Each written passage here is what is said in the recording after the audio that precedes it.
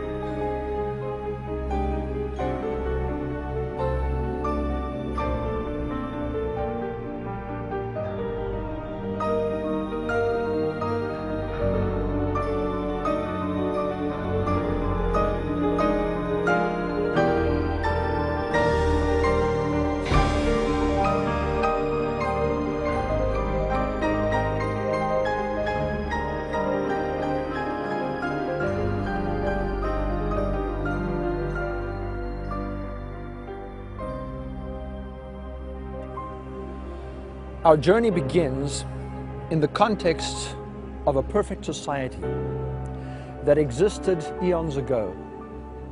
A society whose laws of coexistence were based on the perfect principles of love for their fellow beings and love for God who created them. In this perfect society, where God gave every being the freedom to choose whether they would remain loyal to Him and His government or not, Lucifer, an angel of supreme authority and power, began to question the fairness of the government of God and aspired to put himself in the place of God.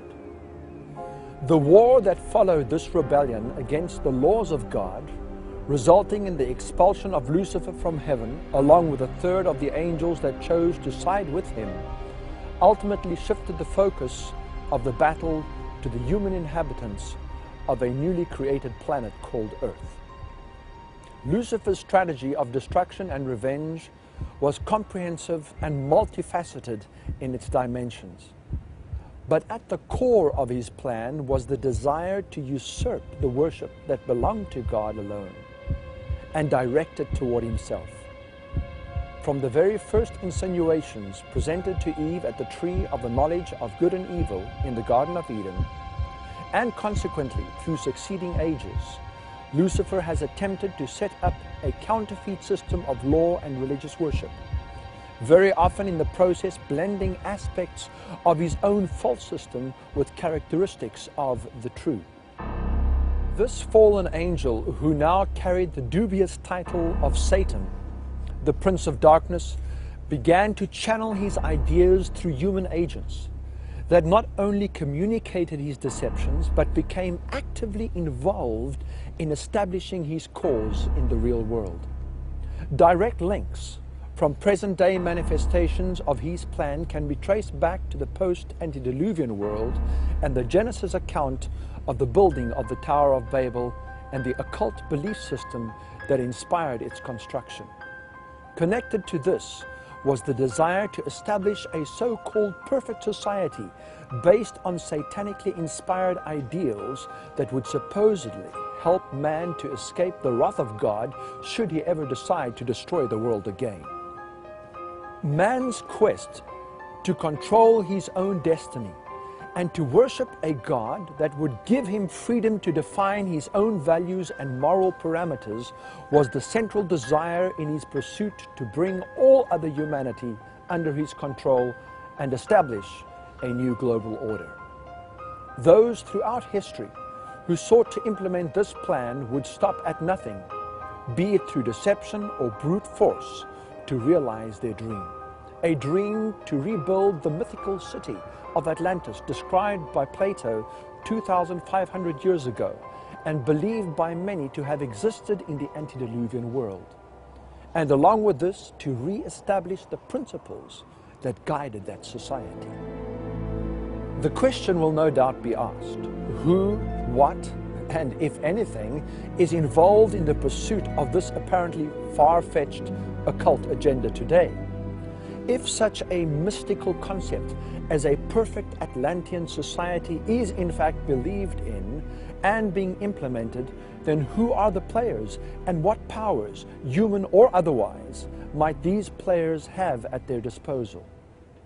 Indeed, can history, the Bible, and the unfolding of present-day events really confirm the veracity of such an agenda?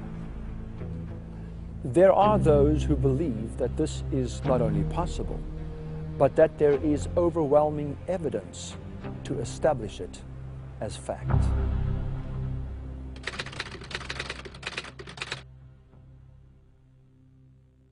"400 years ago, Bacon, like many of his contemporaries, believed that Atlantis was America itself."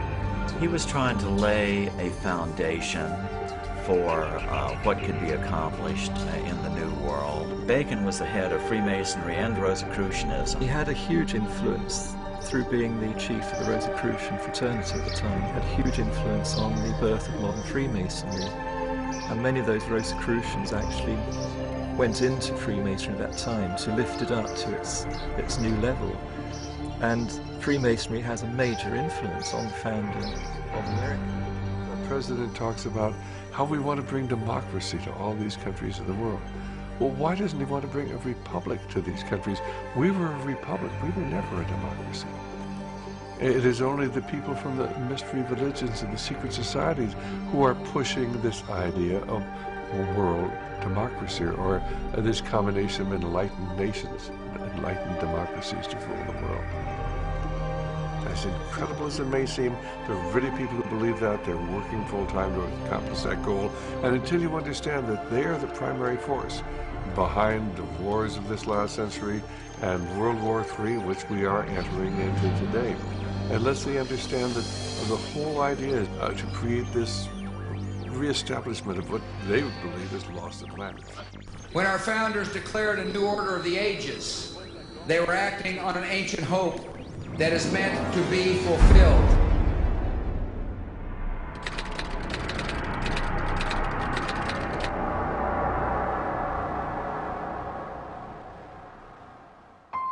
Various evidences may undoubtedly point to America as being the nation to fulfill the Luciferian dream of a new Atlantis. But what sinister mechanisms have moved over centuries of time to push this nation in the direction of fulfilling this calling? It is not a simple task to discover all the players that make up the complicated web of secret societies and their connected organizations. Many researchers focus on one or two aspects, but hardly ever connect all the dots so as to bring one to a view of the power that controls and negotiates the course that all of its subservient bodies pursue. It is only as one goes back to the ancient revelations that God gave to his prophets that you can effectively begin to see the complete picture unfold. Many believe that the primary key to unlocking and understanding the prophetic code of Scripture is to be found in Daniel's record of King Nebuchadnezzar's dream in Daniel chapter 2. Daniel chapter 2 is quite an amazing prophecy. In fact, it is a prophecy that lasts 2,500 years. It begins with the head of gold, which represents Babylon. Then it follows to the silver arms and chest that represents Medo-Persia. And then from Medo-Persia, it extends down to the Grecian Empire, the bronze belly and thighs. And then finally, the legs are completely of iron, representing the Roman Empire. And then the feet represent the division of the Roman Empire into 10 parts in 476 AD. So in that prophecy, it consists the history from all the way from Babylon, all the way up to the very end of time. And in the prophecy ends when the rock strikes the image and destroys it, which represents the second coming of Christ.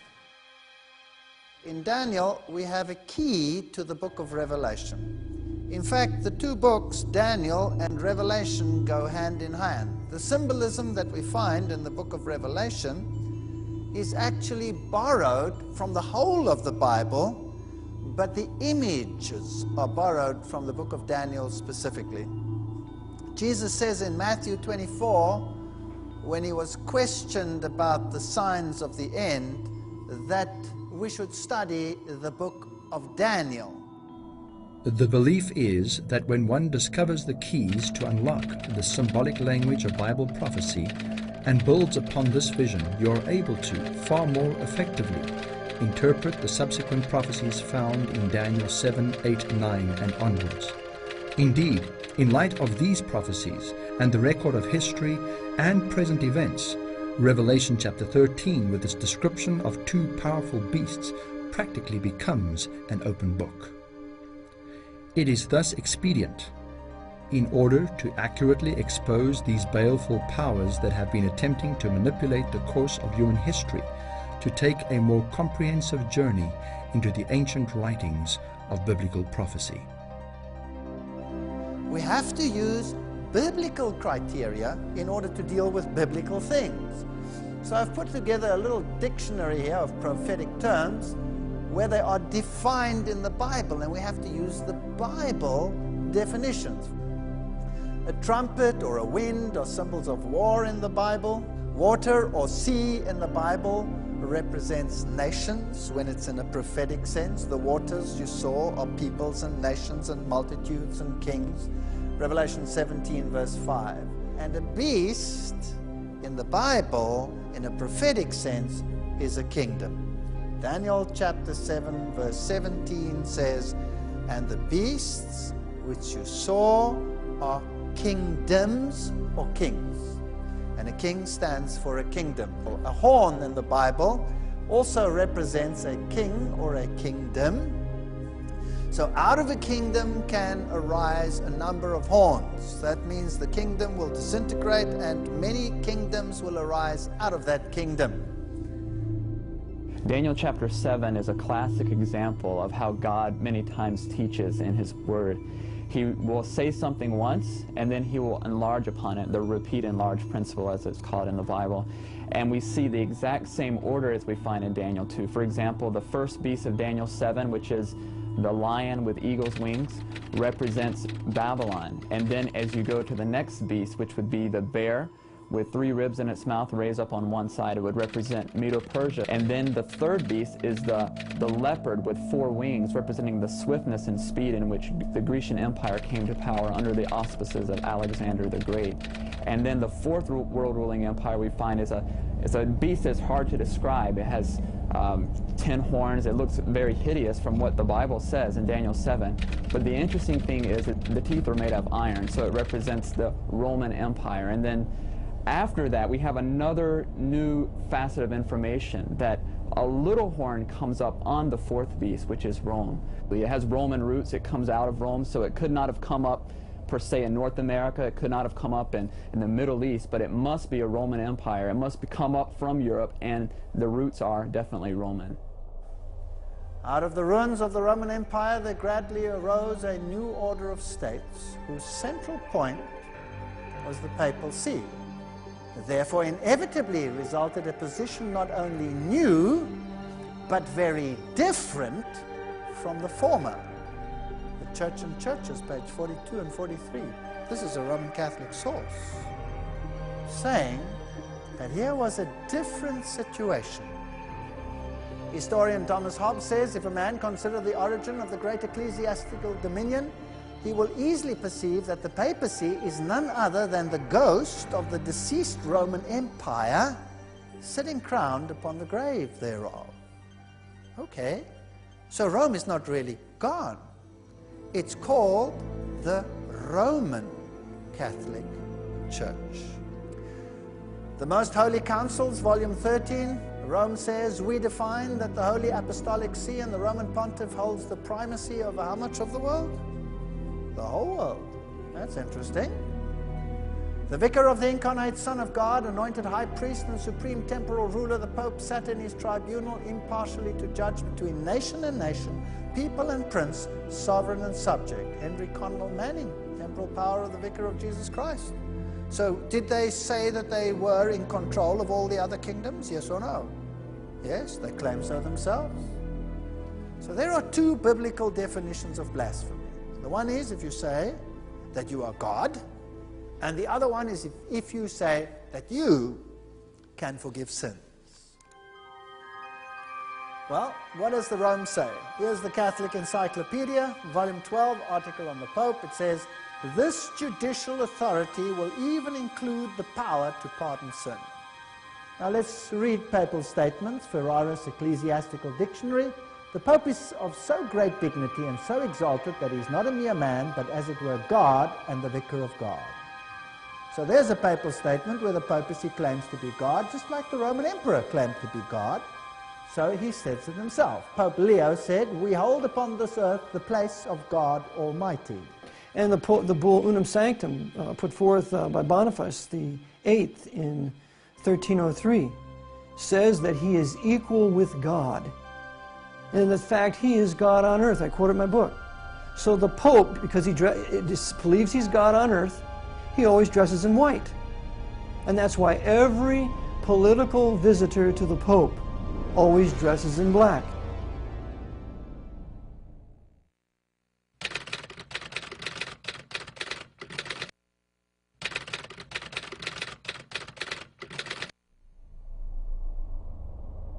How would the papal system be able to infiltrate all other bodies, religious and political, to realize her agenda of global control?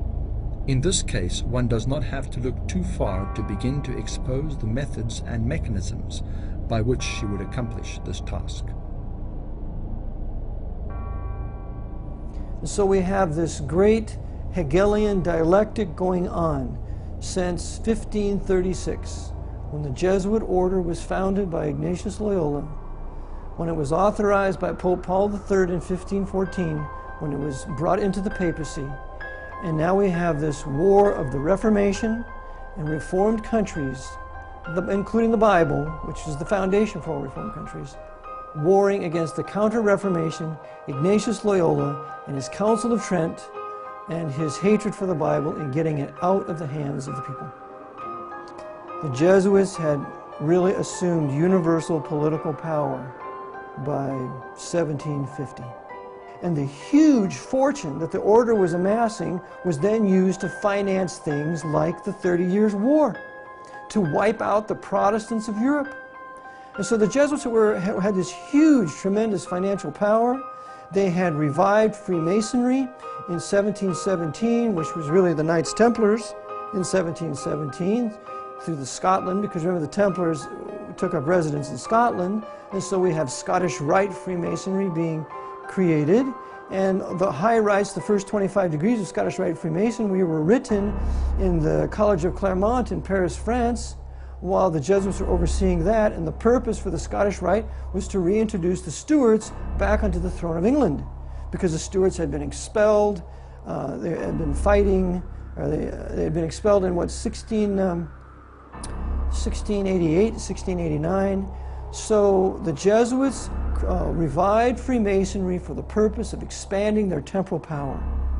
So by 1750, you have Masons in every court. You have the Jesuit confessors to all the kings. Well, the origins were from the mind of a person by the name of Ignatius Loyola. Originally, it was intended as a counter-Reformation move. They wanted to destroy every aspect of the Reformation, the civilization and the culture that it spawned, the freedoms that were enjoyed by the Reformists, everything that was biblically based. They wanted to eradicate it and eventually papalize or Romanize everyone to come under the authority, ultimately, of the Vatican. The Jesuit oath of the fourth vow, which is the last vow that they take before they become commanders, you know, like the leaders in that, they come right out and state exactly, you know, how they infiltrate any religious group they want. They'll come in pretending to be a Pentecostal, pretending to be a Baptist, pretending to be, you know, anything they want to, you know, and ingratiating themselves into the various congregations, taking the leadership role, and then completely subverting it from the inside.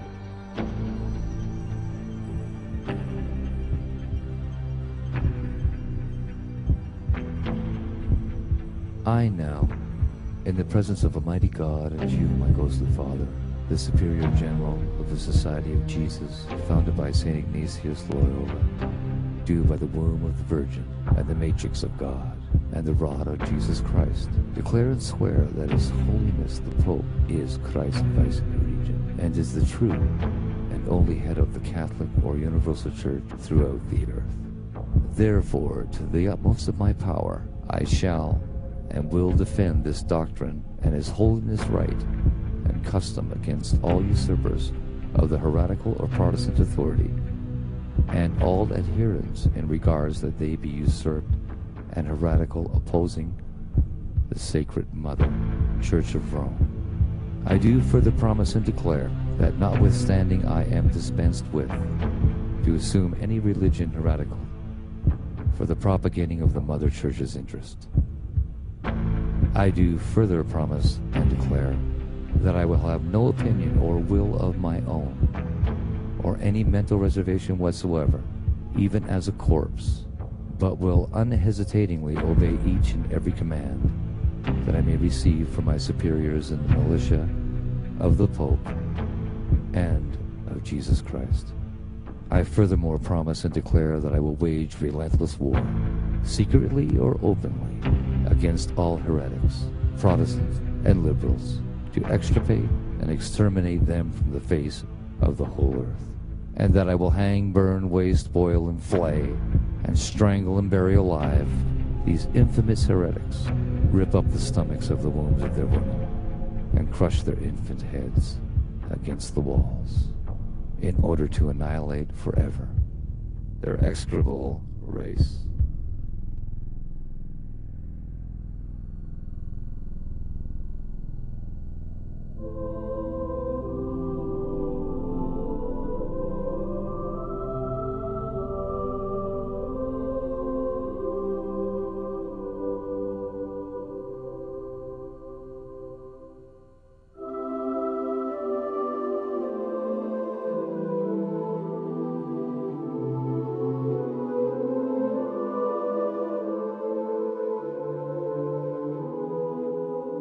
There was no crime too great for them to commit, no deception too base for them to practice, no disguise too difficult for them to assume.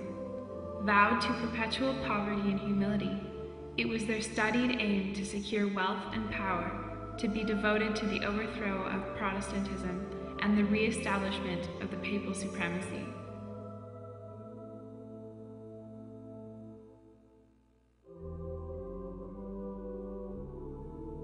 Every cardinal, archbishop, and bishop in the Catholic Church takes an oath of allegiance to the Pope, in which occur the following words: heretics, schismatics, and rebels to our said Lord, the Pope, or his aforesaid successors, I will to my utmost persecute and oppose.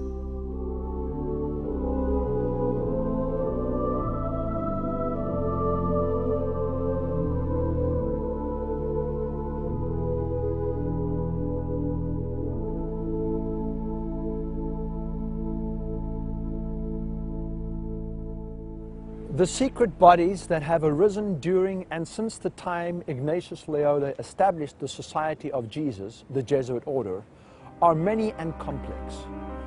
The secret societies such as the Freemasons, Illuminati, Jacobins, the Rosicrucians, and the notorious Skull and Bones, numerous though they may be, it is the educated belief of many that these organizations are but the servants of the Jesuit order, and thus naturally, knowingly or unknowingly, the vassals of Papal Rome. The connection between the secret societies and clubs has been well established by many leading researchers. Now, Gary H. Carr, in his work En route to global occupation, puts it this way.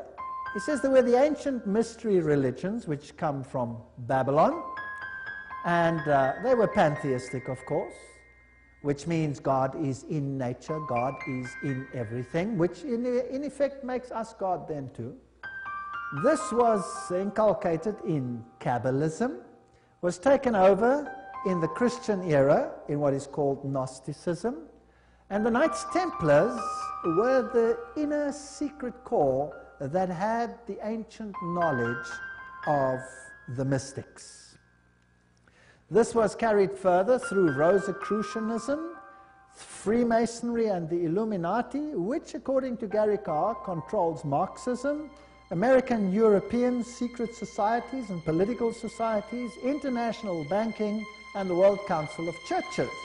Now, the Templars, they had their secret inner information inculcated in the Rosicrucians and the Jesuits. The Jesuits, again, formed and created Freemasonry. And Freemasonry was created as the Protestant arm of the Roman Catholic Church. Unbeknown to them, beguiled, fooled, if you like, into doing the work that Rome wanted them to do, so that Rome could sit in the background while Freemasonry did it for them. Louis XV said to Jesuit General Lorenzo Ricci, he said, please let the Jesuit order change some way. And Lorenzo Ricci said, let them be as they are, or else not be. So the Jesuits never changed. So what did they do? They went underground, and they started a series of networks. And one of those networks was the Bavarian Illuminati, because Bavaria was the strongest Jesuit stronghold north of the Alps, which throws light on who really started the Nazi war machine out of Bavaria.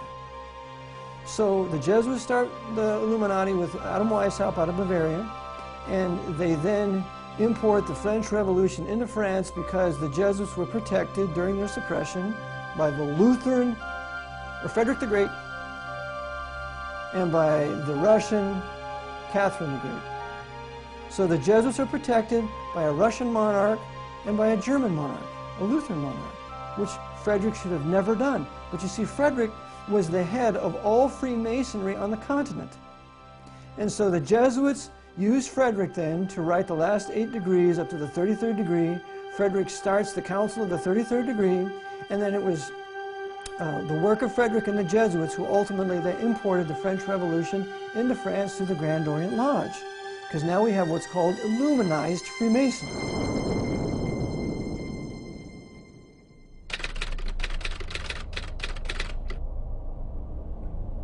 In this case, the saying, all roads lead to Rome, is most certainly applicable. Adam Weishaupt, founder of the Illuminati, and Voltaire, author of the Charter of Human Rights, and both motivators of the French Revolution, were Jesuit trained and included the essence of that institution's philosophy and methodology into their own organizations. The Illuminati was created through Weishaupt, and of course is also the father of modern communism, who with his Jacobins conducted the French Revolution. Years later, Jesuit General Ledokovsky with his Bolsheviks conducted the Russian Revolution in 1917, and it's identical to the other revolution. Let's have a look at Freemasons. The Grand Design Exposed says, the truth is the Jesuits of Rome have perfected Freemasonry to be their most magnificent and effective tool, accomplishing their purposes among Protestants. Now surely the members of Freemasonry themselves must be deceived, because if they saw it, they wouldn't do it, right? So actually, the order is being used, and they themselves are deceived. And only within the order, higher up, are those chosen ones who know, and they are controlled by the Jesuits for Rome. Very clever. Very clever. To make Protestantism do what you cannot do openly because you have been fingered by Protestantism as the Antichrist.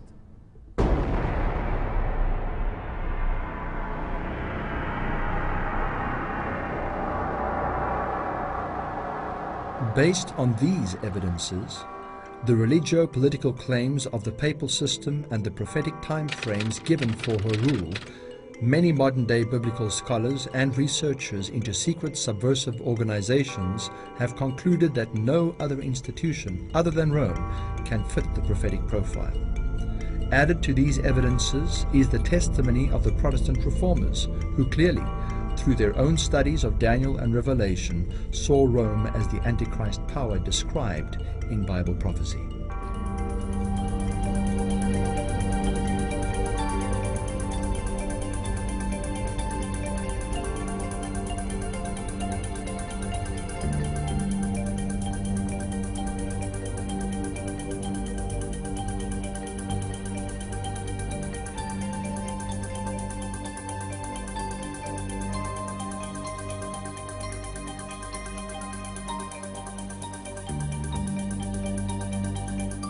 When studying the book of Revelation chapter 13 and applying the principles of interpreting prophetic symbolism, the full impact of what begins to unfold in Daniel and the direct connection it has to this very era starts to become frightfully clear. The first beast of this chapter, that contains elements of a leopard, a bear, and a lion, seem to indicate that John is seeing the primary elements of the vision of Daniel 7 in reverse. These powers have passed, and qualities of their systems, judicial, political, and religious, survive in the institutions that arise after them, most specifically in the kingdoms and nations that now fall under the authority of Papal Rome. So this is a conglomerate beast having components, philosophies, if you like, of Medo-Persia, Greece, Rome, and Babylon. And it speaks with the mouth of a lion. In Daniel 7, we have all of these beasts described in detail. And then when we come to the book of Revelation, verses 1 and 2, it describes an amalgamation of all the beasts in Daniel 7 put together. And the Bible student would recognize when they come to Revelation 13 that this is taken word for word from Daniel as far as the beast combining. And not only that, the description of the little horn power in Daniel 7 is the same description we find in Revelation 13. For example, one of those criteria is that it would receive worship, it would speak blasphemy and all sorts of different things, and those are all found in Revelation 13. In Daniel chapter 7 and in Revelation 13, we see the same time period emphasized. The 1,260 days. It's described 7 times in the Bible in many different ways. Time times half a time, 42 months. And we see this exact same time period mentioned in Revelation 13, which describes how long the papal supremacy would be in power, from 538, the decree of Justinian, to 1798, when the papacy was dissolved of its political power, when Berthier marched into Rome and took Pope the Pope captive. So we find all of those clues right there in both of the chapters, Daniel 7 and Revelation 13. Labanca, professor of history at the University of Rome, says, to the succession of the Caesars came the succession of the pontiffs in Rome. Stanley's history says the popes filled the place of the vacant emperor at Rome, inheriting their power, prestige, titles from paganism. Constantine left all to the Bishop of Rome, which is not true, but nevertheless, the papacy is about but the ghost of the deceased Roman Empire sitting crowned upon its grave. So the legally recognized supremacy of the Pope began in 538 AD and then went into effect the emperor's decree, as I have said, where he was the corrector of heretics. So Rome today still claims to be the sole one who can determine what you should believe, because the papacy claims infallibility. He even has the title Pontifex Maximus, which belonged to the Roman emperor. So in effect, the Pope is the emperor of Rome today. I saw one of his heads, as it were, wounded to death. So there is a mortal wound. And his deadly wound was healed, and some in the world wondered after the beast. Oh no, it doesn't say that. It says, all the world wondered after the beast. Revelation 13:7 says, and power was given him over all kindreds and tongues and nations. That's scary. Rome will control the entire world. The same characteristics found in Daniel 7 once again serve to describe this beast of Revelation 13. The period of rule, this time denoted in months, is identical, and thus students of prophecy who use the historicist method of prophetic interpretation conclude that this is a description of the Catholic institution that now, according to greater revelation, receives a wound that later on is healed.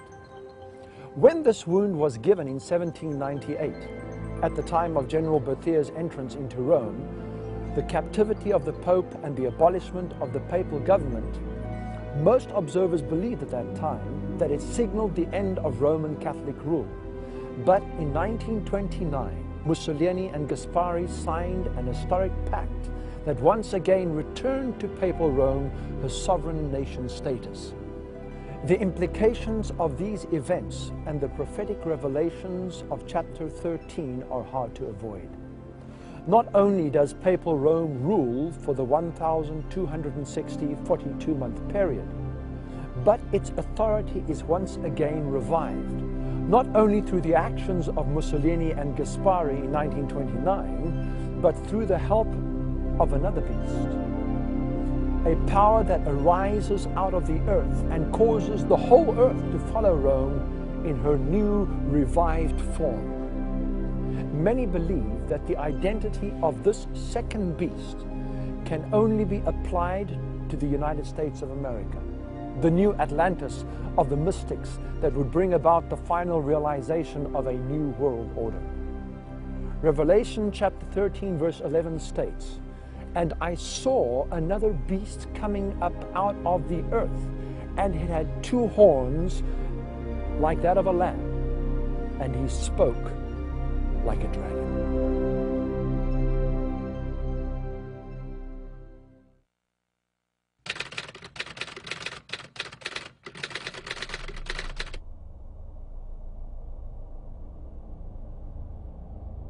Well, let's go to the early reformers. These people were magnificent. I have so much respect for these early reformers. John Wesley, in his notes on Revelation 13, written in 1754, says, the two-horned beast, he is not yet come, though he cannot be far off. For he is to appear at the end of the 42 months of the first beast. Now the reformers all clearly said, Rome is the Antichrist. They were watching it. And now they say, well, this other beast can't be far off. Let's have a look at the rise of the United States and see if it fits. The Declaration of Independence was in 1776.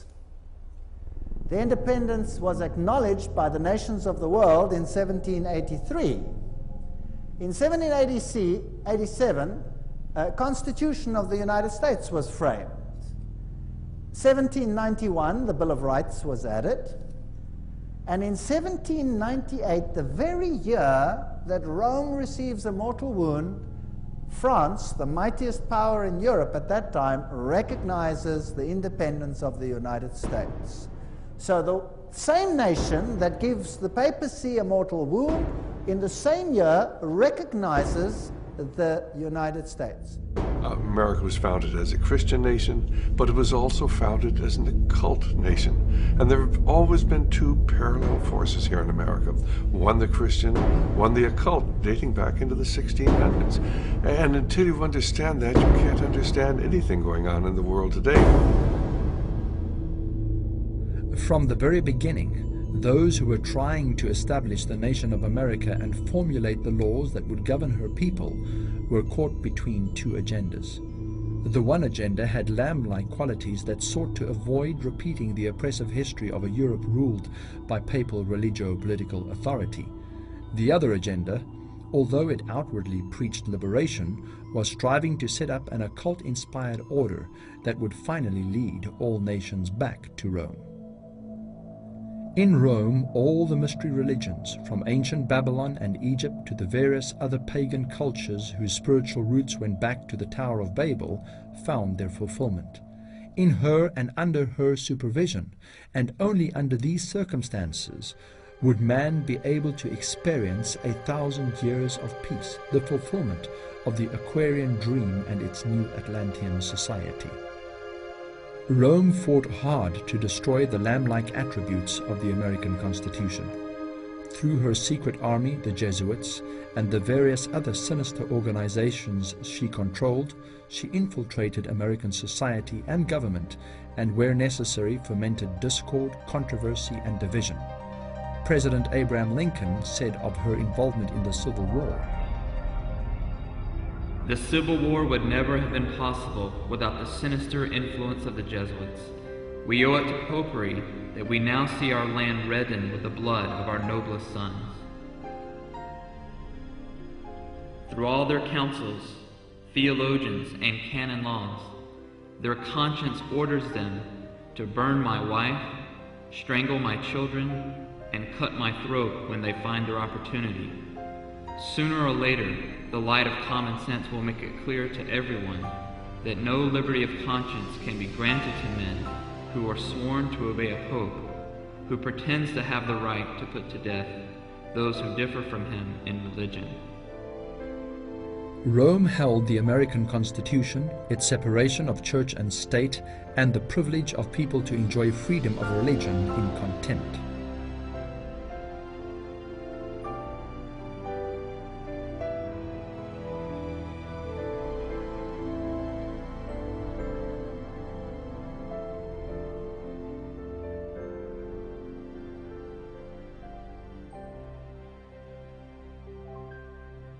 Rome's reaction to the Constitution of the United States, of course, was not favorable because the whole papal system was built on the union of church and state.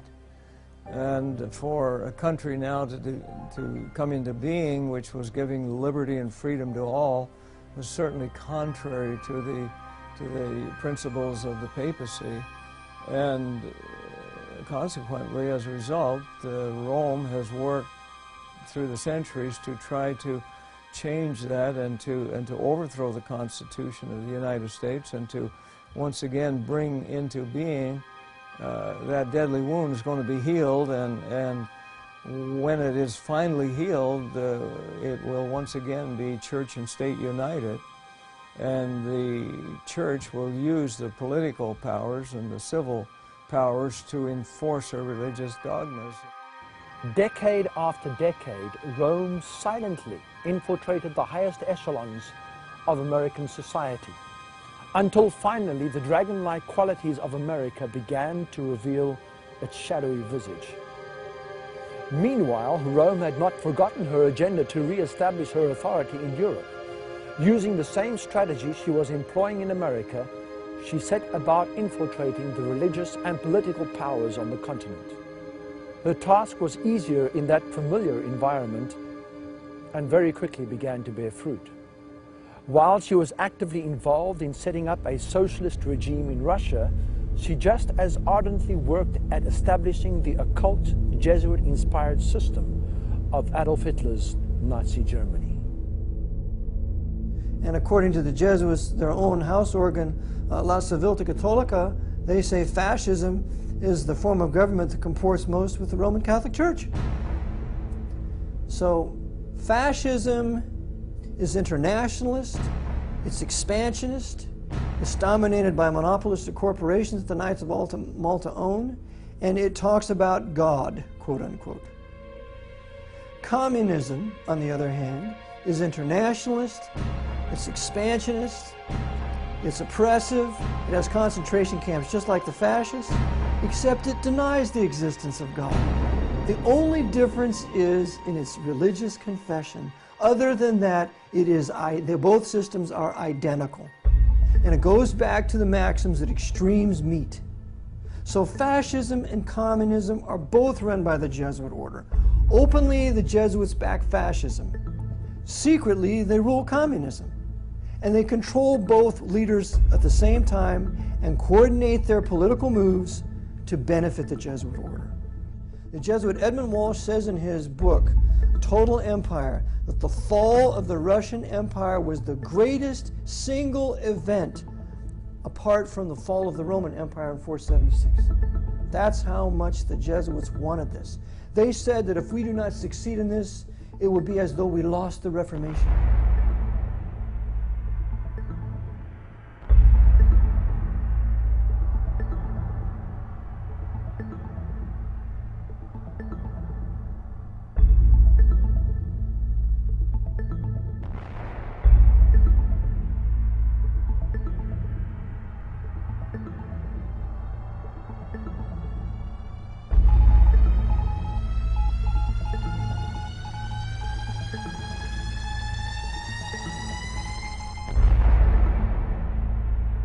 World War II was an opportunity that Rome could not afford to bypass. While she secretly supported Hitler, she was also actively involved in trying to establish herself in Croatia.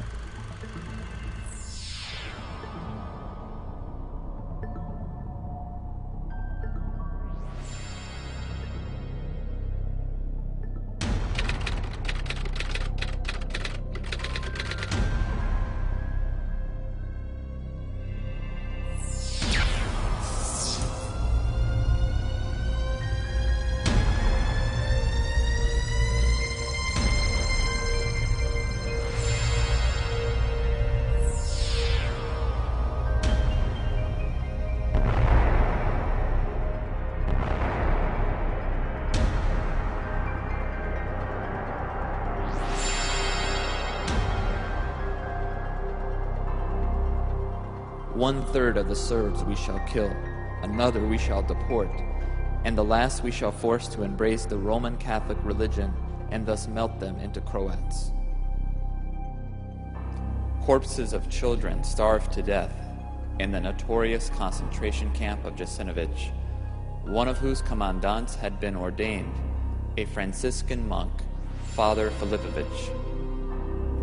Ante Pavlovich, President of Croatia, during World War II, wanted by Yugoslavia for the killing of 700,000 Serbs and Jews during his 3.5 years as the Axis Viceroy.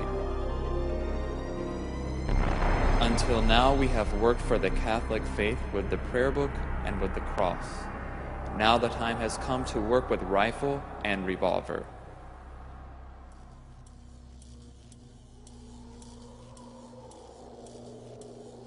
When asked if she could explain why the Catholic atrocities of the war were not as well known as those of the Nazi ones, she responded, "Nazi Germany is no more.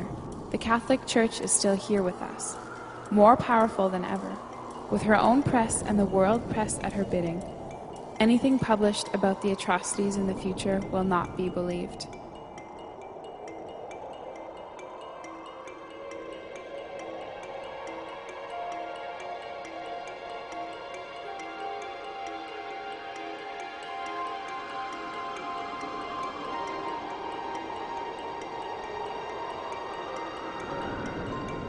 The course of war, regardless of the victor, was simply another stage in the process of fulfilling Rome's ultimate secret agenda. The world wars had long been part of the layered strategy formulated within the silent confines of Jesuit-controlled secret societies. Albert Pike and Mazzini were used by the Jesuits then to design 3 world wars to restore the Pope's universal power in the earth. And some people deny the existence of that letter.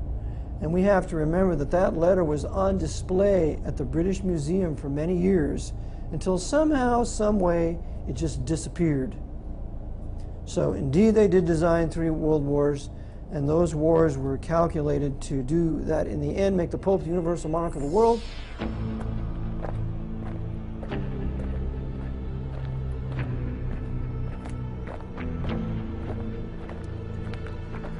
The aftermath of war presented Rome's global henchmen with a golden opportunity to institute another mechanism that would take the world one step closer to a global New World Order. Spiritualists such as Theosophy's New Age prophetess Alice Bailey and world thought leaders such as Robert Muller, Teilhard de Chardin, Arthur Balfour and Hess had long predicted the coming of an age of global peace that would prepare the way for the coming of the New Age Christ.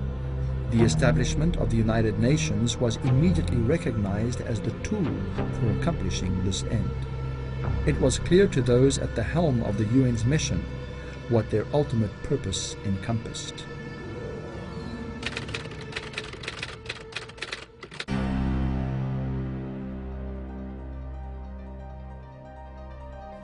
Now this is a very interesting man, Robert Muller. He's the former Assistant Secretary General to the United Nations, but he is today the mover in the spiritual field within the United Nations. He's also called the Prophet of Hope of the United Nations. He wrote, "We must move as quickly as possible to a one-world government, a one-world religion, under a one-world leader." The leading influence on their spiritual awakening was again Pierre Teilhard de Chardin. You remember who he was? Jesuit priest. You see, they have Catholicism, the Jesuits, the top movers in the United Nations. Now, what did Robert Muller, the former Assistant Secretary General, have to say? He wrote, "Teilhard de Chardin had always viewed the United Nations as the progressive institutional embodiment of his philosophy." Teilhard wrote, "Although the form is not yet discernible, mankind tomorrow will awaken to a pan-organized world." And Robert Muller writes, "Any Teilhardian will recognize in this the spiritual transcendence which he announced so emphatically as the next step in our evolution. A general convergence of religions upon a universal Christ who satisfied them all." That's what Teilhard de Chardin said, Christianity and evolution. This is his quote. His quote. So a convergence of religion that satisfies them all. And he saw the United Nations as the embodiment of this philosophy. That seems to me the only possible conversion of the world and the only form in which a religion of the future can be conceived. Robert Muller writes in World Core Curriculum the following. Now this is stunning. "The underlying philosophy upon which the Robert Muller School," now what is the Robert Muller School? We'll have to come to that. Robert Muller School is the education program for the entire world as will be enforced by the United Nations. That's scary. Let's read on. "The underlying philosophy upon which the Robert Muller School is based will be found in the teachings set forth in the books of Alice A. Bailey." Hello? The books of Alice A. Bailey were published originally by Lucifer Publishing Company, which, because of all the flack, they changed to Lucis Trust. Isn't that correct? The school is now certified as a United Nations associated school providing education for international cooperation and peace. Alice A. Bailey claimed evidence of the growth of human intellect along the needed receptive lines for the preparation of the New Age can be seen in the planning of various nations and in the efforts of the United Nations to formulate a world plan. From the very start of this unfoldment, three occult factors have governed the development of all these plans. Within the United Nations is a germ and seed of a great international and meditating reflective group. A group of thinking and informed men and women in whose hands lies the destiny of humanity. While the UN became the visible institution for accomplishing global political security through the creation of its global one-world government, Rome, on the other hand, enthusiastically put into motion her agenda to unify, through the ecumenical movement, the various Christian denominations, and finally, when the time was right, to lead them and ultimately all faiths back to Mother Rome. And of course, behind the scenes, always, you have the papacy. And then the churches come together in Assisi in 1986. And at Assisi, all the religions of the world paid homage to the Pope. He became all things to all men: Islam, Hinduism, Zoroastrianism. In 1999, with the Dalai Lama by his side in Rome, 2,000 religious leaders paid homage to him. And they all agreed in condemning who?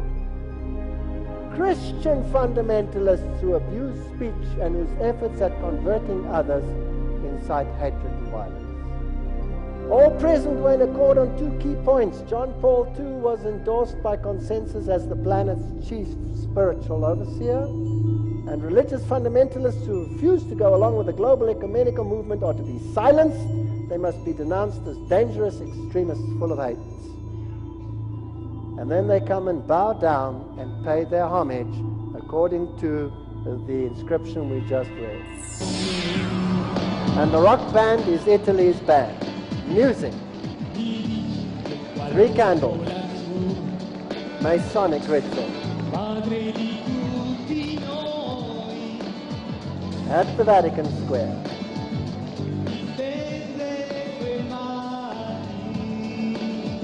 Dalai Lama. The Orthodox, the Muslims, the Eastern religions, sun worship, Zoroastrianism, all of them bowed down to him.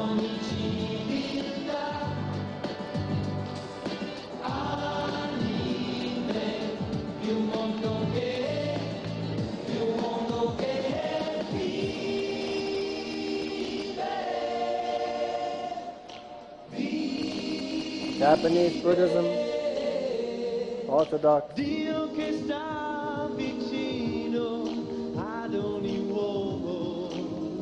When they do something, they do it well.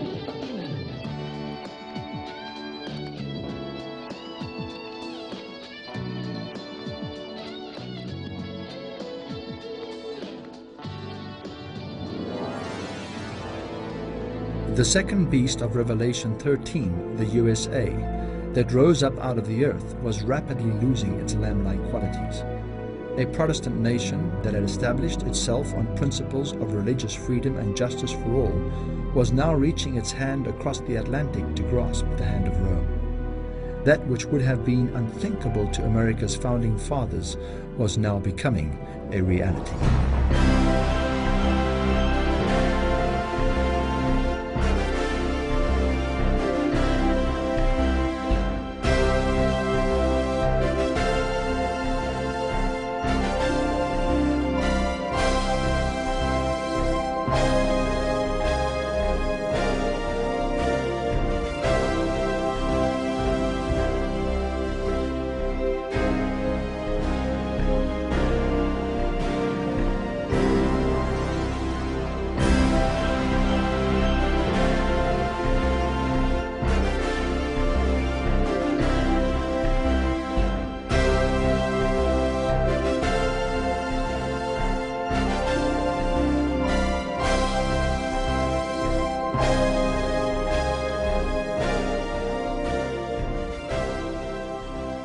Protestantism shall stretch her hand across the gulf to grasp the hand of the Roman power.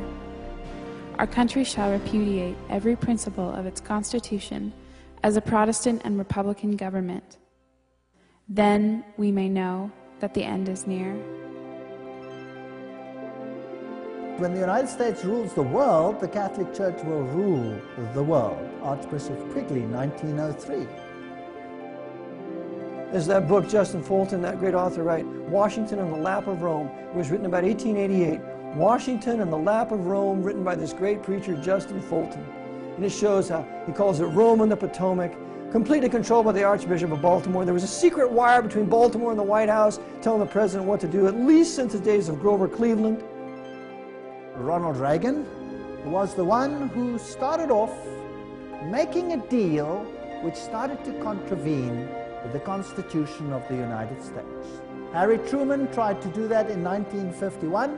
He got such a blast, even from the pulpit by his own minister, when he wanted to recognize the Vatican, that he dropped it. But Ronald Reagan, no problem, he just did it.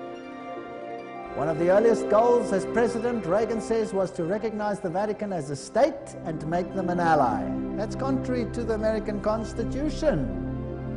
So by 1987, Pope John Paul visits the United States. President Reagan meets him and he says, "As you exhort us, we will listen." This is not separation of church and state. "For with all our hearts we yearn to make this good land better still." The Pope is quoted as saying, "I come as a friend of America and of all Americans, Catholics, Orthodox, Jews, all men of goodwill." 2,000 years ago, John recorded regarding the second beast of Revelation 13. "And he exerciseth all the power of the first beast before him, and causeth the earth and them which dwell therein to worship the first beast, whose deadly wound was healed. And he doeth great wonders, so that he maketh fire come down from heaven on earth in the sight of men, and he deceiveth them that dwell on the earth by the means of those miracles which he had power to do in the sight of the beast, saying to them that they should make an image to the beast, which had the wound by the sword and did live." Protestant America, a nation whose founding fathers clearly understood the nature and danger of Rome and who ardently sought to prevent her from gaining ascendancy in North America, would ironically become the very power to finally lead the whole world back to Rome.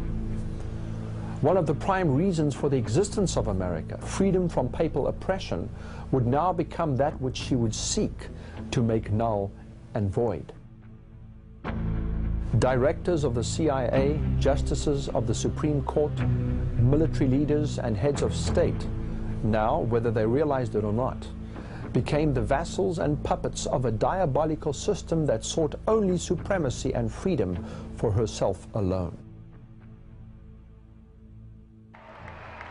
2,400 of his faithful here to welcome him. He's waving to the crowd.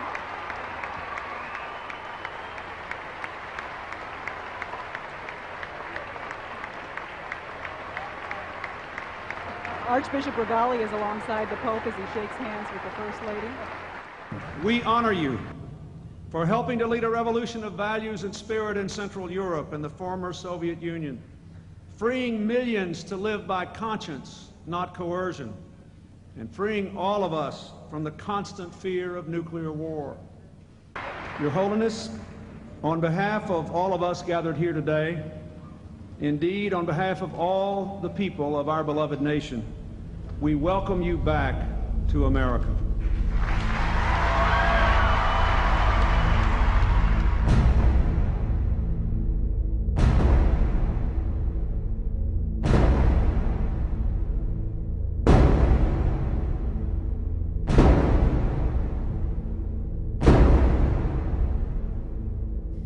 The people of the United States have been a favored people, but when they restrict religious liberty, surrender Protestantism, and give countenance to popery, the measure of their guilt will be full. National apostasy will be registered in the books of heaven. The result of this apostasy will be national ruin.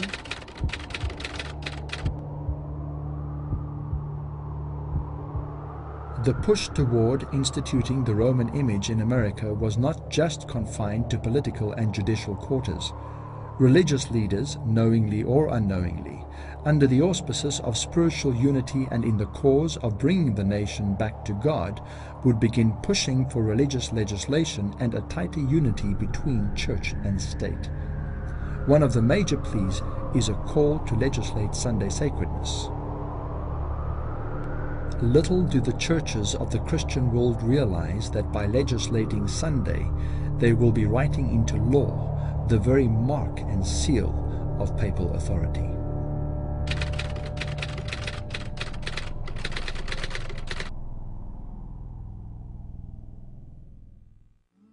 It's very fascinating what the Roman Catholic Church has to say today on this issue. Most Christians, it comes straight from them, not from me. I didn't make this up. Most Christians assume that Sunday is the biblically approved day of worship. The Roman Catholic Church protests that it transferred Christian worship from the biblical Sabbath, Saturday, to Sunday, and that to try to argue that the change was made in the Bible is both dishonest and a denial of Catholic authority. If Protestantism wants to base its teachings only on the Bible, it should worship on Saturday. It was upon this very point that the Reformation was condemned by the Council of Trent. Wow! Did you know that the whole Reformation failed at the Council of Trent because of the Sabbath issue? The Protestants claim to stand upon the written word only. They profess to hold the Scripture alone as the standard of faith.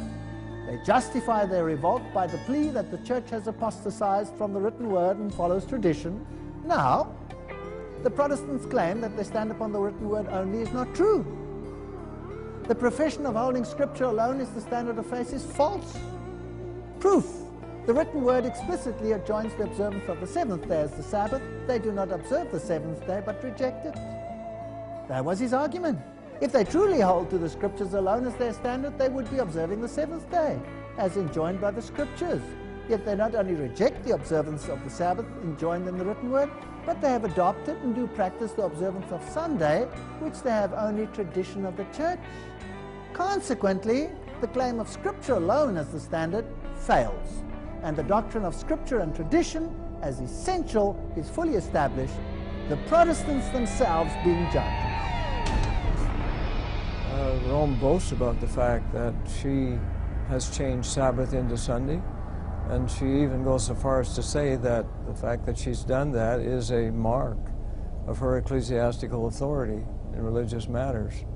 She doesn't try to hide it. In fact, she boasts about the fact that she did it, and that is her mark of ecclesiastical authority.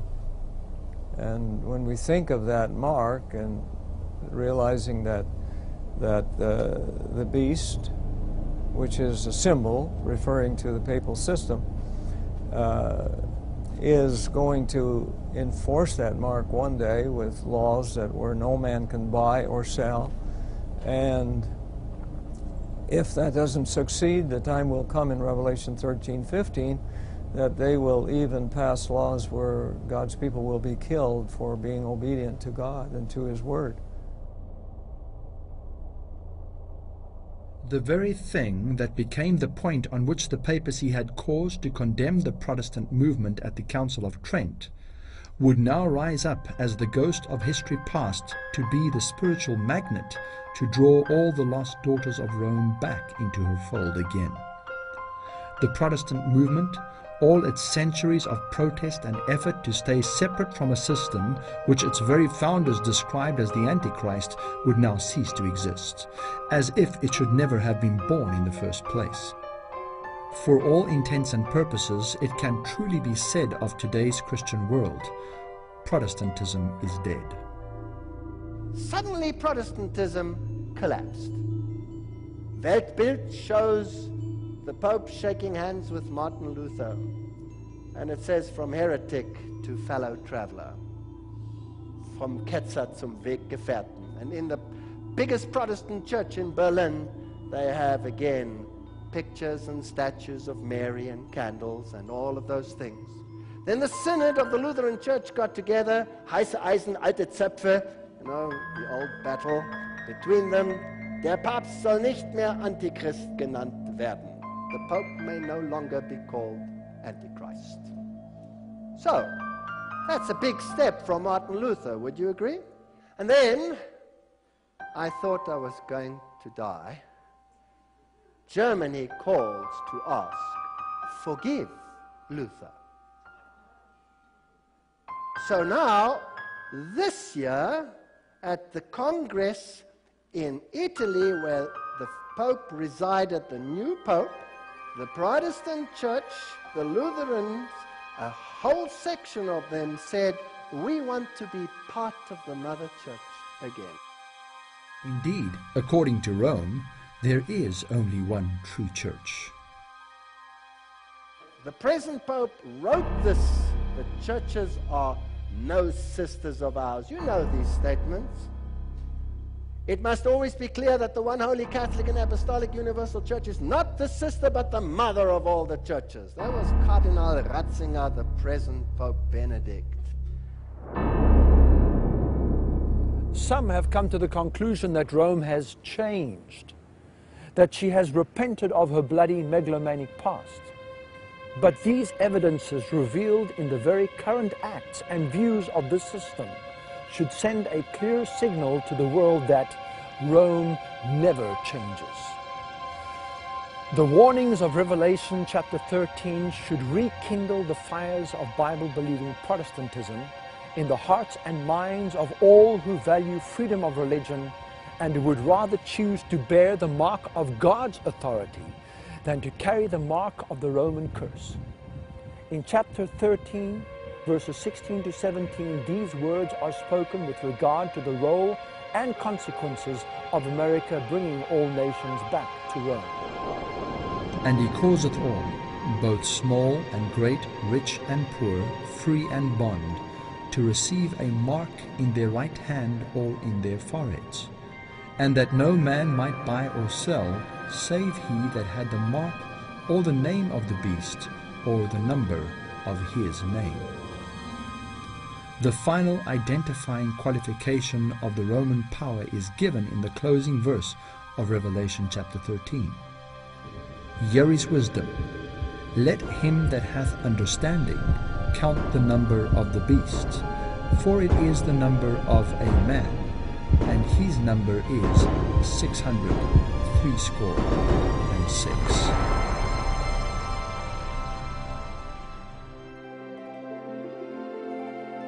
In homage to the papacy, the United States will not be alone. The influence of Rome in the countries that once acknowledged her dominion is still far from being destroyed. Romanism in the Old World and apostate Protestantism in the New will pursue a similar course towards those who honor the divine precepts. When Sunday observance shall be enforced by law, then whoever shall transgress the command of God to obey a precept, which has no higher authority than that of Rome, will thereby honor popery above God. They will thereby accept the sign of allegiance to Rome, the mark of the beast. A power from beneath is working to bring about the last great scenes in the drama. Satan coming as Christ and working with all deceivableness of unrighteousness in those who are binding themselves together in secret societies.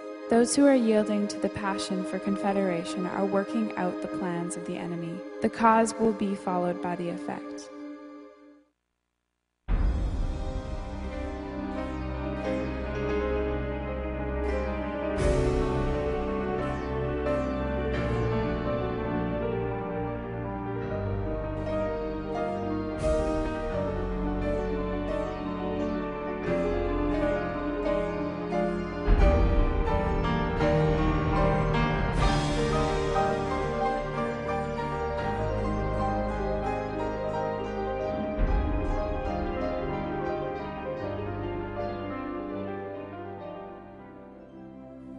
While many leaders are active agents of Satan, God also has his agents among the leading men of the nation. When the final warning shall be given, it will arrest the attention of these leading men through whom the Lord is now working, and some of them will accept it.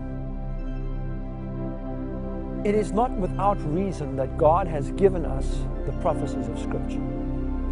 They are not a closed book that God has forbidden man to try to understand. The very third verse in the opening chapter of Revelation reads, "Blessed is he that reads, and they that hear the words of this prophecy, and keep those things which are written therein, for the time is at hand." It is truer now than when that statement was spoken by Christ to John 2,000 years ago. The history of this world, as presented in the prophetic image of Daniel chapter 2, reveals that we are living in the very tips of the toes of the kingdoms represented by iron and clay. The stone kingdom of Christ, birthed without human interference, is about to descend from the heavens to re-establish the glorious eternal government of God, to obliterate forever the powers of darkness and the works of iniquity. Which kingdom will you be subject to? Whose mark of authority will be inscribed in the recesses of your brain and manifest in the action of your hands? How long, asked Elijah all those thousands of years ago on Mount Carmel, in the presence of all of Israel, the prophets of Baal, and King Ahab? How long, he asked, halt ye between two opinions? If the Lord be God, follow him. But if Baal, then follow him.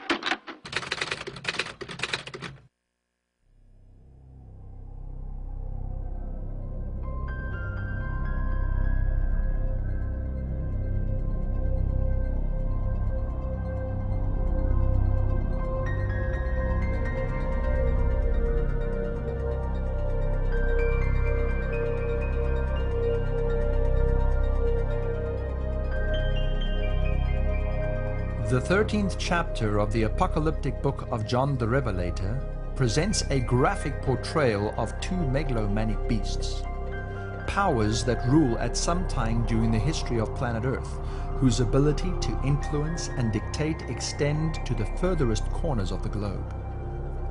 It is revealed through biblical evidence that these powers receive their authority from the dragon, which, according to the scriptures, is Satan.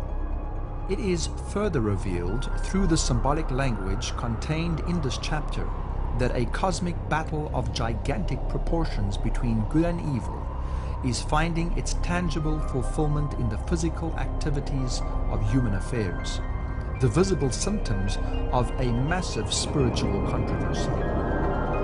The Bible describes a deliberate cooperation between the powers of the spiritual and physical realms, a cooperation between the highest levels of human operation and authorities of sinister spiritual dimensions that span almost the entire history of humanity. As hard as this may be for many to accept, there is little doubt that in order for such an all-encompassing effort, various evidences may undoubtedly point to America as being the nation to fulfill the Luciferian dream of a new Atlantis. But what sinister mechanisms have moved over centuries of time to push this nation in the direction of fulfilling this calling? It is not a simple task to discover all the players that make up the complicated web of secret societies and their connected organizations. Many researchers focus on one or two aspects, but hardly ever connect all the dots so as to bring one to a view of the power that controls and negotiates the course that all of its subservient bodies pursue. It is only as one goes back to the ancient revelations that God gave to his prophets that you can effectively begin to see the complete picture unfold. Many believe that the primary key to unlocking and understanding the prophetic code of Scripture is to be found in Daniel's record of King Nebuchadnezzar's dream in Daniel chapter 2. Daniel chapter 2 is quite an amazing prophecy. In fact, it is a prophecy that lasts 2,500 years. It begins with the head of gold, which represents Babylon. Then it follows to the silver arms and chest that represents Medo-Persia. And then from Medo-Persia, it extends down to the Grecian Empire, the bronze belly and thighs. And then finally, the legs are completely of iron, representing the Roman Empire. And then the feet represent the division of the Roman Empire into 10 parts in 476 AD. So in that prophecy, it consists the history from all the way from Babylon, all the way up to the very end of time. And in the prophecy ends when the rock strikes the image and destroys it, which represents the second coming of Christ. In Daniel, we have a key to the book of Revelation. In fact, the two books, Daniel and Revelation, go hand in hand. The symbolism that we find in the book of Revelation is actually borrowed from the whole of the Bible, but the images are borrowed from the book of Daniel specifically. Jesus says in Matthew 24, when he was questioned about the signs of the end, that we should study the book of Daniel. The belief is that when one discovers the keys to unlock the symbolic language of Bible prophecy and builds upon this vision, you are able to, far more effectively, against the laws of God, resulting in the expulsion of Lucifer from heaven, along with a third of the angels that chose to side with him, ultimately shifted the focus of the battle to the human inhabitants of a newly created planet called Earth. Lucifer's strategy of destruction and revenge was comprehensive and multifaceted in its dimensions.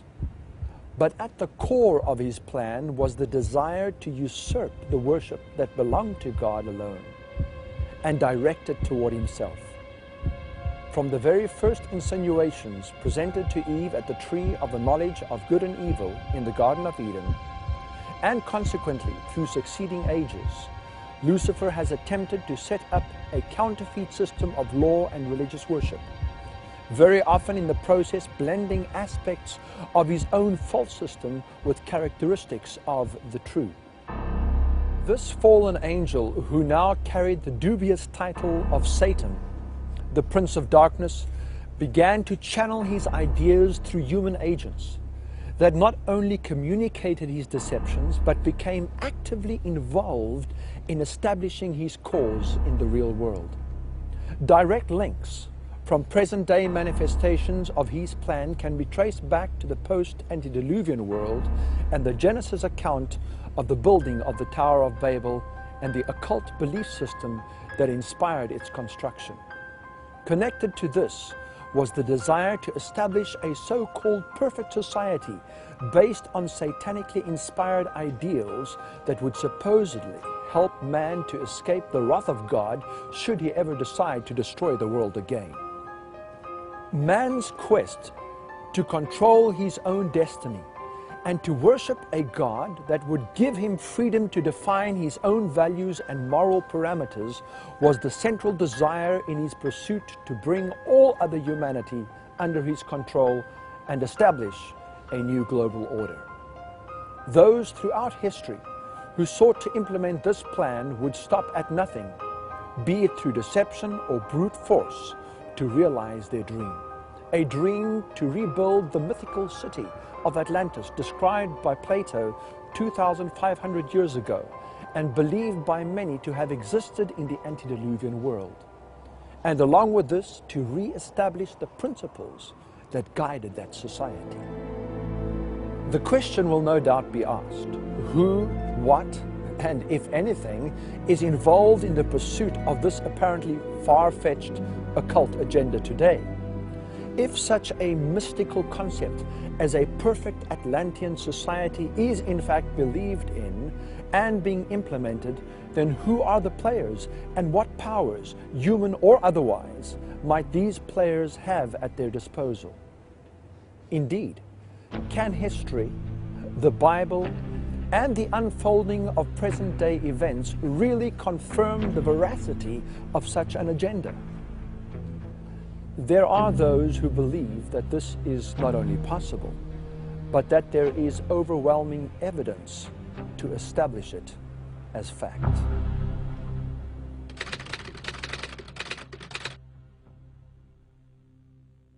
"400 years ago, Bacon, like many of his contemporaries, believed that Atlantis was America itself. He was trying to lay a foundation for what could be accomplished in the New World. Bacon was the head of Freemasonry and Rosicrucianism. He had a huge influence through being the chief of the Rosicrucian fraternity at the time. He had a huge influence on the birth of modern Freemasonry. And many of those Rosicrucians actually went into Freemasonry at that time to lift it up to its new level. And Freemasonry has a major influence on the founding of America. The president talks about how we want to bring democracy to all these countries of the world. Well, why doesn't he want to bring a republic to these countries? We were a republic. We were never a democracy. It is only the people from the mystery religions and the secret societies who are pushing this idea of world democracy, or this combination of enlightened nations, enlightened democracies to rule the world. As incredible as it may seem, there are really people who believe that. They're working full-time to accomplish that goal. And until you understand that they are the primary force behind the wars of this last century and World War III, which we are entering into today, unless they understand that the whole idea is to create this reestablishment of what they would believe is lost Atlantis. When our founders declared a new order of the ages, they were acting on an ancient hope that is meant to be fulfilled.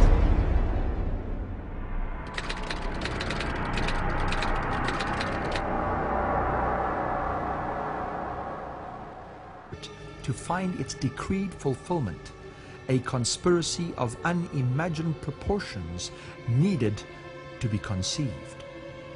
Indeed, only as we embark on an in-depth exploration of history will we be able to reveal the specific identity of the powers, human and otherwise, that are hidden in the cryptic descriptions of prophetic symbolism.